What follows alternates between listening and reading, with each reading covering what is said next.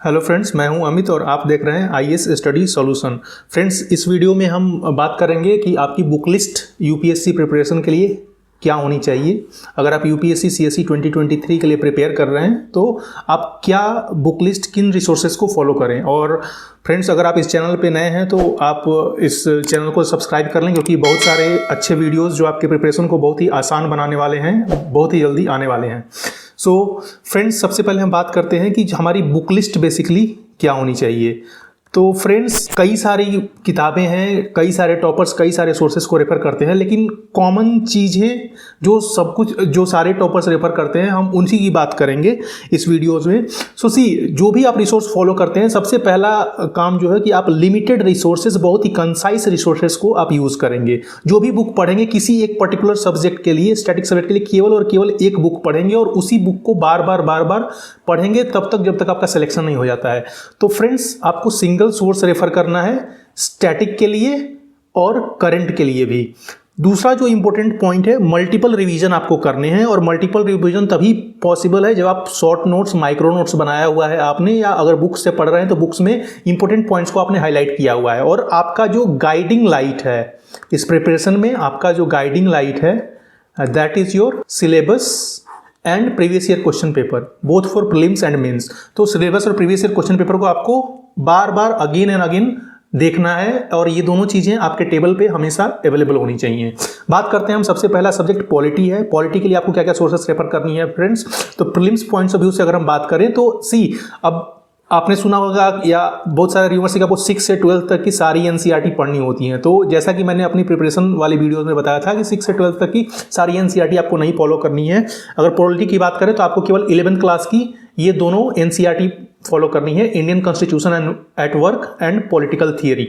इन दोनों एनसीईआरटी को आप पढ़ने के बाद आपकी जो स्टैंडर्ड बुक है इंडियन पॉलिटी की, एम लक्ष्मीकांत, उसको आप पढ़ सकते हैं, और उसके बाद फिर प्रीवियस ईयर क्वेश्चन पेपर और मॉक टेस्ट को आप सॉल्व कर सकते हैं। प्रीलिम्स पॉइंट ऑफ व्यू से इतना मोर देन एनफ है, ठीक है ना, प्लस करंट अफेयर्स। और अगर हम मेंस की बात करें तो मेंस में आपके जीएस पेपर 2 में अगर आप सिलेबस देखेंगे तो आपको गवर्नेंस का पोर्शन भी पढ़ना होता है और इंटरनेशनल रिलेशन का भी पोर्शन पढ़ना होता है। तो गवर्नेंस के लिए आप सेकेंड एआरसी की जो 6th रिपोर्ट है, दैट इज लोकल गवर्नेंस, इसका आप सेलेक्टिवली स्टडी कर सकते हैं, या अगर समरी अवेलेबल है तो आप उस समरी को देख सकते हैं और उससे आप अपने शॉर्ट नोट्स बना सकते हैं। उसके अलावा मंथली मैगजीन और न्यूज़पेपर में एडिटोरियल का जो सेक्शन है, उससे गवर्नेंस के इश्यूज टाइम टू टाइम आते रहते हैं, तो उनको पढ़ना और उनसे शॉर्ट नोट्स अपना बनाना, इससे आपका गवर्नेंस का पोर्शन पूरा कंप्लीट हो जाएगा। और आईआर के लिए, इंटरनेशनल रिलेशन के लिए मंथली मैगजीन और आपका न्यूज़पेपर प्लस एडिटोरियल, न्यूज़पेपर के एडिटोरियल्स, ठीक है ना, इससे आपका सारा काम हो जाएगा। अगेन, कौन सा टॉपिक इंपॉर्टेंट है तो वो प्रीवियस ईयर क्वेश्चन पेपर से पता चलेगा। ज्योग्राफी की अगर हम बात करें फ्रेंड्स, तो ज्योग्राफी में प्रीलिम्स और मेंस दोनों के लिए ही आपको बस इन बुक्स को रेफर करना है। 11th और 12th की इन 4 बुक्स को आपको रेफर करना है। 11th क्लास की ये दोनों books, fundamental of physical geography और दूसरा इंडियन फिजिकल इन्वायरमेंट। तो इसमें आप बेसिकली जो थियरीज कॉन्सेप्ट्स पढ़ेंगे उसका बेसिकली इस बुक में एप्लीकेशन है, ठीक है ना। और उसी तरह से यहाँ पे एनसीईआरटी क्लास 12th की fundamental of human geography and Indian people and economy, तो यहाँ पे जो आप पढ़ेंगे फंडामेंटल ऑफ ह्यूमन ज्योग्राफी, इसका यहाँ पे एप्लीकेशन हम इस 12th की बुक्स में देखेंगे। उसके अलावा फ्रेंड्स, ज्योग्राफी में कई सारी मैपिंग की रिक्वायरमेंट होती है। मैप्स से क्वेश्चंस पूछे जाते हैं, वर्ल्ड के लोकेशन से क्वेश्चंस पूछे जाते हैं, मिनरल मैप हो गया, रिवर्स हो गए, नेशनल पार्क्स हो गए, वाइल्ड लाइफ सेंचुरी हो गए। तो ऑक्सफोर्ड का एटलस आप रेफर कर सकते हैं फ्रेंड्स मैपिंग के लिए। और चूंकि ये काफ़ी कॉन्सेप्चुअल बुक्स हैं, और अगर आप एनसीईआरटी पढ़ेंगे तो एनसीईआरटी में ज्योग्राफी को एक्चुअली अंडरस्टैंड करने के लिए आपको इमेजेस को रेफर करना होगा। जैसे कि रिवर अगर मान लीजिए फ्लो करती है तो वो डिफरेंट स्टेजेस में कौन से डिफरेंट फॉर्म्स बनाती है ना, तो उसको आप क्लियरली जब इमेज के थ्रू देखेंगे तभी आप उसको अच्छे से आइडेंटिफाई कर पाएंगे। अदरवाइज थियोरेटिकल मतलब टेक्निकल लैंग्वेज में काफ़ी वो चीज़ें डिफिकल्ट हो जाती हैं। तो आप यूट्यूब वीडियोज़ के थ्रू जिन चीज़ों को आप समझ नहीं पा रहे हो तो एनिमेटेड वीडियोज़ का आप यूज़ कर सकते हैं कॉन्सेप्चुअल क्लैरिटी के लिए। आप उस टॉपिक के नाम से सर्च करेंगे, आपको यूट्यूब पे कई सारे वीडियोस वगैरह मिल जाएंगे जिसको आप रेफर कर सकते हैं। प्लस फ्रेंड्स, अपने रूम में आप 4 मैप्स को पेस्ट कर लीजिए, इंडिया और वर्ल्ड का फिजिकल मैप और पॉलिटिकल मैप, दोनों ही मैप आपके वॉल्स पे जिस रूम में आप रहते हैं ये पेस्ट होने चाहिए। और इसमें करना क्या है, जब भी न्यूज़ में कोई लोकेशन है, ठीक है ना, चाहे वो वर्ल्ड का लोकेशन हो चाहे वो इंडिया का लोकेशन हो, तो उसको आप मैप पे लोकेट कीजिए, है ना। वर्ल्ड का अगर लोकेशन है, कोई कंट्री है, तो उसका आप कैपिटल लोकेट कीजिए, नियर बाई वाटर बॉडीज कौन कौन सी हैं, कौन कौन से सीज हैं, कौन कौन से ओशियंस हैं, ठीक है ना। तो इन सारी चीज़ों को आप रिकॉल कीजिए, मैप पे मार्क कीजिए और बार बार इन चीज़ों को रेफर करते रहिए। प्लस प्रीवियस अगेन यहाँ पे भी previous year question paper and mock test, okay, these are most important resources. Environment की बात करते हैं फ्रेंड्स। इन्वायरमेंट एंड इकोलॉजी काफ़ी अच्छा कवरेज होता है प्रीलिम्स में इन्वायरमेंट एंड इकोलॉजी का, क्योंकि IFOS के पेपर का भी कंबाइंड एग्जाम प्रीलिम्स के थ्रू होता है। तो इन्वायरमेंट एंड इकोलॉजी में सबसे पहले आपको NCERT कौन सी पढ़नी है फ्रेंड्स, तो NCERT ये क्लास 12th की NCERT पढ़नी है बायोलॉजी की, और इसमें सारा बायोलॉजी नहीं पढ़ना है आपको, बायोलॉजी के लास्ट 4 चैप्टर्स जो हैं वो आपको पढ़ने हैं। तो चैप्टर 13, 14, 15 एंड 16 ये आप पढ़ेंगे तो इससे आपका इन्वायरमेंट का बेसिक्स जो है वो कवर हो जाएगा। देन क्लास 12 की जो केमिस्ट्री की जो NCERT है उसमें आपको ये दोनों चैप्टर्स पढ़ने हैं, चैप्टर 9 और चैप्टर 11। चैप्टर 9 में environment and sustainable development and chapter 11 में इन्वायरमेंटल केमिस्ट्री। इससे आप करेंगे तो आपका बेसिक बहुत हद तक कवर हो जाएगा। उसके बाद आपने सुना होगा कि स्टैंडर्ड बुक्स आपकी है शंकर IAS की, तो शंकर IAS को कवर टू कवर नहीं पढ़ना है, सेलेक्टिवली पढ़ना है, कुछ ही चैप्टर्स पढ़ने हैं। वो कहाँ से पता चलेगा, तो again previous year question paper देखिए कैसे क्वेश्चंस पूछे गए हैं, उसके हिसाब से उस टॉपिक को सिलेक्ट करके आप पढ़िए। इतना एक्सरसाइज आपको खुद करना पड़ेगा। प्लस फ्रेंड्स इन्वायरमेंट में करंट अफेयर्स का बहुत ही ज़्यादा इंपॉर्टेंस है, तो करंट अफेयर्स के लिए आपको अगेन न्यूज़पेपर और आपको मंथली मैगजीन जो है वहाँ से ये करंट अफेयर्स की रिक्वायरमेंट फुलफिल हो जाएगी। प्लस जब भी आप सब्जेक्ट पढ़ते हैं तो पढ़ने से पहले प्रीवियस ईयर क्वेश्चन पेपर के सारे क्वेश्चंस देखिए, सब्जेक्ट को पढ़िए, फिर उसके बाद उसके बाद प्रीवियस ईयर क्वेश्चन पेपर को सॉल्व कीजिए, फिर मॉक टेस्ट सॉल्व कीजिए, जैसा कि मैंने अपने प्रिपरेशन स्ट्रेटजी वाली वीडियो में बताया हुआ है। उसी अप्रोच को आप फॉलो करें तो आपका रिटेंशन और गेन जो है वो मैक्सिमम होगा। इकोनॉमी की बात करते हैं फ्रेंड्स, तो इकोनॉमी में ये 4 NCERTs जो हैं वो आपको फॉलो करनी होगी। क्लास 11 की इकोनॉमी, क्लास 12 की अंडरस्टैंडिंग इकोनॉमिक डेवलपमेंट। आप चाहें तो इनको छोड़ भी सकते हैं, ठीक है ना, बट चूंकि आप जस्ट स्टार्ट कर रहे हैं, बिगिनर हैं, तो आपको एक बार इनको गो थ्रू कर देना है, और ज़्यादा नहीं 2 से 3 दिन में आप इसको बड़े ही आराम से पढ़ के कंप्लीट कर लेंगे। देन नेक्स्ट जो आता है क्लास 11, जिसमें इंडियन इकोनॉमिक डेवलपमेंट जो चैप्टर है, जो बुक है वो आपको पढ़नी है। इसमें बेसिकली ये बताया गया है कि आफ्टर इंडिपेंडेंस इंडिया की इकोनॉमी कैसे ग्रेजुअली डेवलप हुई, क्या क्या हमने मॉडल्स वगैरह फॉलो किए, तो ये सारी चीज़ें आप पढ़ेंगे। और जो मोस्ट इंपॉर्टेंट जो बुक है फ्रेंड वो है मैक्रो इकोनॉमिक्स की क्लास 12 की। इसमें फ्रेंड्स अगर आप इस बुक को पढ़ेंगे तो इसमें बहुत सारे डायग्राम्स, फॉर्मूलेज, ये सारी चीजें इस बुक्स में है, तो इनको देख के घबराना नहीं है, उनको अवॉइड करना है, क्योंकि वो हमारे किसी भी यूज के वो हमारे पर्पज से नहीं है। हमको बस थ्योरेटिकल चीजें पढ़नी है, जो कॉन्सेप्चुअल चीजें पढ़नी है उसको पढ़ना है और उसको बस समझना है। हमें ये नहीं देखना है कि कौन सा फार्मूला है, क्या है, कैसे है, ग्राफ वगैरह, वेब फॉर्म, इन चीज़ों सारी चीज़ों को हमें टेक्निकल चीज़ों को अवॉइड करनी है, ठीक है। उसके बाद आपको पता होगा फ्रेंड्स कि इकोनॉमी के लिए मुरनल सर से बेहतर कोई इकोनॉमी नहीं पढ़ाता था, तो उनके फ्री वीडियोस यूट्यूब पे अवेलेबल है, जिससे आप अपने बेसिक कॉन्सेप्ट्स को क्लियर कर सकते हैं। लाइक फिस्कल डेफिसिट क्या होता है, प्राइमरी फिस्कल डेफिसिट क्या होता है, बजट क्या होता है, बैलेंस ऑफ पेमेंट क्या होता है, कौन कौन से कंपोनेंट होते हैं, बजट के कौन कौन से कंपोनेंट होते हैं, जीडीपी क्या होता है, डिफ्लेटर क्या होता है, जीडीपी डिफ्लेटर क्या होता है, तो ये सारे बेसिक कॉन्सेप्ट जो हैं आप यहाँ से रेफर कर सकते हैं। और मुरनाल सर का अब जब बजट और इकोनॉमिक सर्वे आया था तो उनकी बजट एंड इकोनॉमिक सर्वे की एक सीरीज आती है, जिसमें फ्री वीडियोस वो प्रोवाइड करते हैं और साथ में PDF भी प्रोवाइड करते हैं। तो आप इनके फ्री रिसोर्स का इजीली आप यूज़ कर सकते हैं, और इससे सारी आपकी जो इकोनॉमी करंट अफेयर्स और बजट और इकोनॉमिक सर्वे ये दोनों चीज़ें कवर हो जाती हैं। प्लस बजट और इकोनॉमिक सर्वे को आपको रेफर करना है, क्योंकि हर साल 2 से 3 क्वेश्चन बजट और इकोनॉमिक सर्वे से आ ही जाते हैं, 3 से 4 क्वेश्चन पूछे जाते हैं। करंट अफेयर्स के लिए again newspaper and monthly magazine, क्योंकि इकोनॉमी में ज़्यादातर इकोनॉमी और इन्वायरमेंट इससे ज़्यादातर जो क्वेश्चंस बनते हैं वो करंट अफेयर्स बेस्ड ही क्वेश्चंस बनते हैं। बेसिक भी कोई पूछा जाता है तो करंट अफेयर्स लिंक्ड बेसिक्स पूछा जाता है। तो आपको करंट अफेयर्स को अच्छे से पढ़ना है, उसके लिए न्यूज़पेपर और मंथली मैगजीन आपका रिसोर्स है। उसके बाद प्रीवियस ईयर क्वेश्चन पेपर और mock test. Then friends society की बात करें, सोसाइटी बेसिकली आपके मेंस के पोर्शन में आता है ना। GS 1 का अगर आप सिलेबस देखेंगे तो वहाँ पे सोसाइटी आता है। तो सोसाइटी के लिए इसके अलावा कुछ भी रेफर नहीं करना है आपको। ये बहुत ही अच्छी बुक्स हैं सोसाइटी की, क्लास 11th की और क्लास 12th की। सॉरी फ्रेंड्स, यहाँ 11 है, गलती से 12 हो गया है।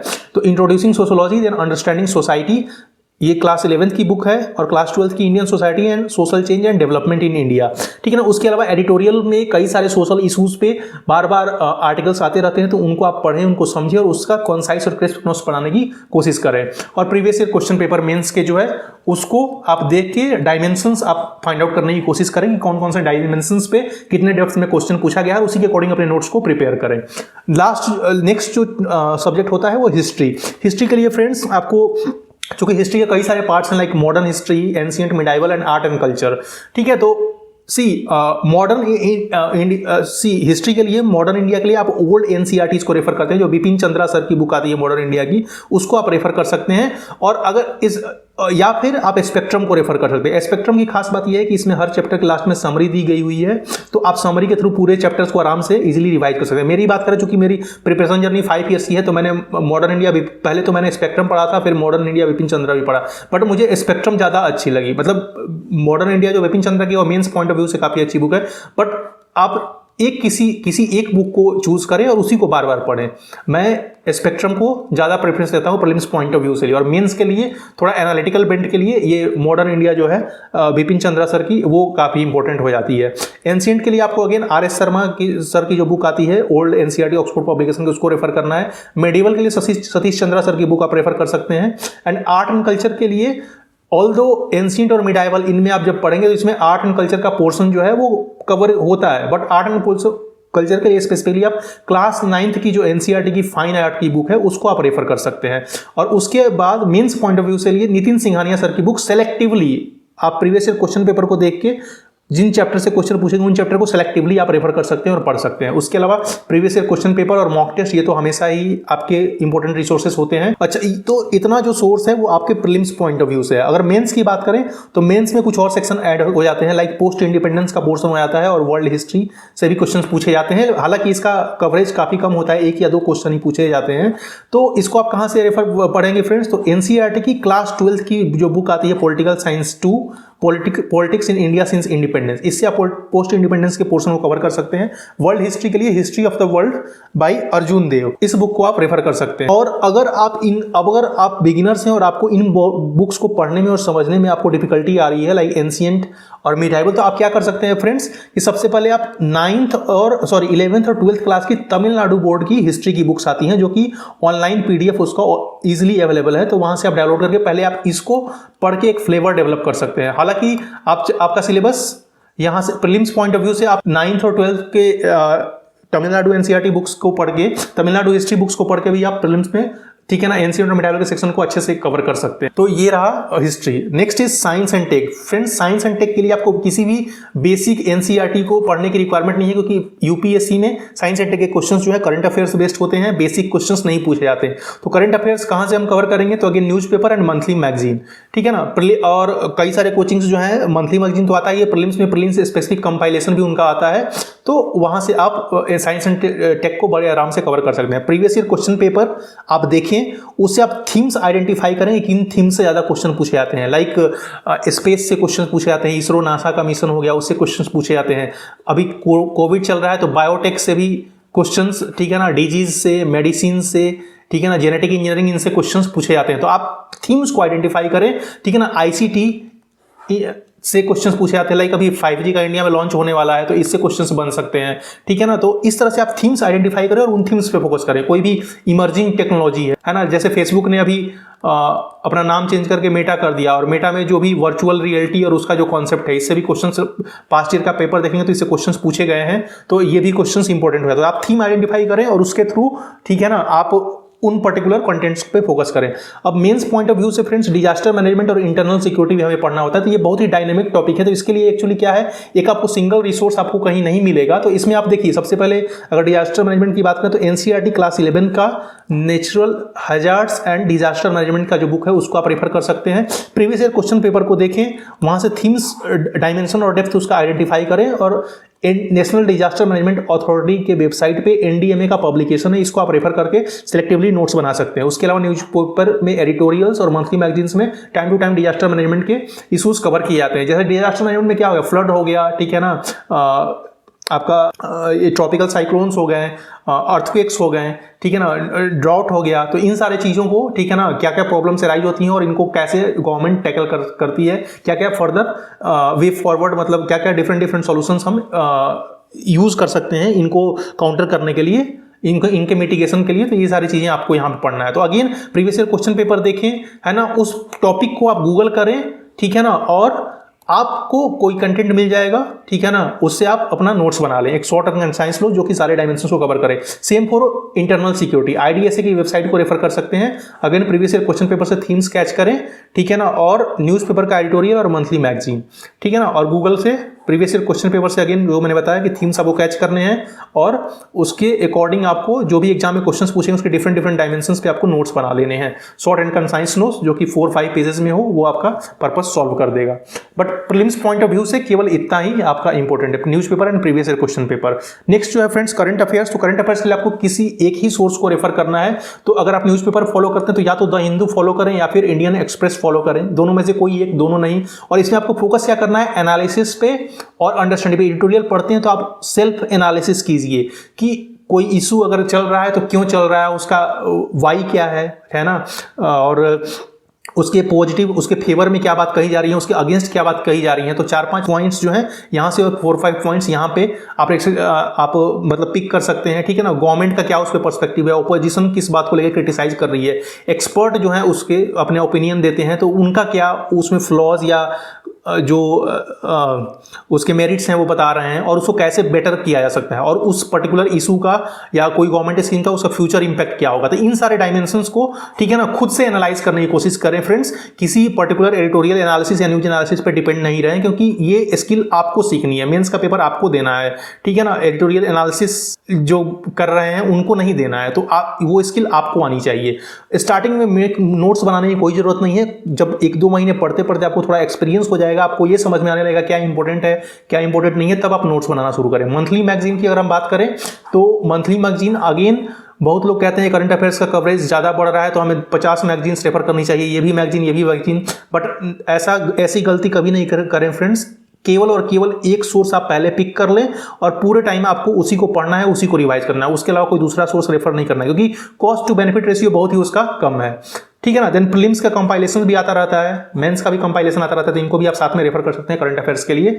और PIB हो गया और ये सब योजना वगैरह हो गया, ये सारी चीजें जो भी हैं वो टाइम मंथली मैगजीन्स में या न्यूज़पेपर्स में आती रहती हैं, तो अलग से जाके इस पे अपनी एनर्जी वेस्ट करने की कोई रिक्वायरमेंट नहीं है, क्योंकि कभी कभी किसी ईयर्स में 1 या 2 क्वेश्चंस पूछ जाते हैं, उसके चक्कर में क्या होता है कि वो पूरा ये हर साल मतलब बार बार PIB के वेबसाइट को चेक करना और क्या कहते हैं योजना वगैरह, योजना तो सही है बट ये, ठीक है ना, तो इनको करना मतलब उतना फ्रूटफुल नहीं है। तो आप सिर्फ एक मंथली मैगजीन और एक न्यूज़पेपर को आप फॉलो करें, यही बेटर है। और सीसेट के लिए फ्रेंड्स, सीसेट को बिल्कुल भी हल्के में ना लें, प्रीवियस ईयर क्वेश्चन पेपर को जरूर प्रैक्टिस करें, ठीक है ना। और उसके लिए बुक्स वगैरह आप रेफर कर सकते हैं, कोई भी मार्केट में बुक्स हैं, क्वांटम कैट जो मैं रेफर करता हूँ वो एक अच्छी बुक है, इसको आप चाहे तो रेफर कर सकते हैं।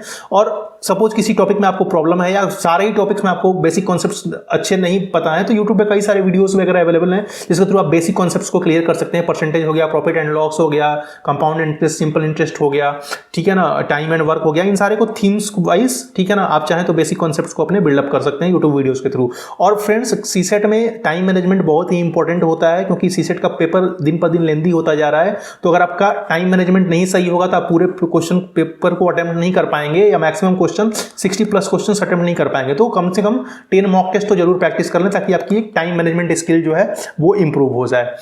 ऑलराइट फ्रेंड्स, तो that's it from my side, thanks for watching. And friends, अभी बहुत सारे ऐसे वीडियोस आने वाले हैं जो आपके प्रिपरेशन को बहुत ही आसान बनाने वाले हैं। अगर आप खुद से प्रिपरेशन कर रहे हैं तो मैं कई सारे वीडियोस लेके आऊंगा जिसमें नोट्स मेकिंग कैसे करनी है, न्यूज़पेपर एनालिसिस का मैंने ऑलरेडी एक वीडियो बना लिया है, मैं कई सारे एडिटोरियल्स को भी लेके आऊंगा जिसमें मैं खुद सिखाऊंगा आपको कैसे चीज़ों को एनालाइज करना है।